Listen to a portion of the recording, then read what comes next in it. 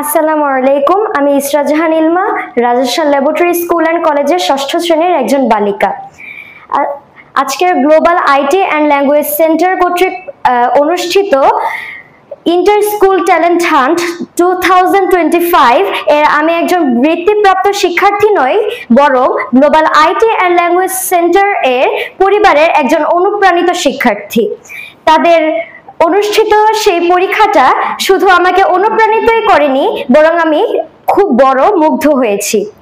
তারা এই পরীক্ষা অনুষ্ঠানের পাশাপাশি বাচ্চাদের জন্য অনুষ্ঠান করেছে ইংলিশ স্পোকেন এবং আরো অনেক কোর্স, যে কোর্সের সাহায্যে বাচ্চারা তাদের ভবিষ্যৎ উজ্জ্বল করার বিভিন্ন ক্ষেত্র সম্পর্কে জানতে পারে।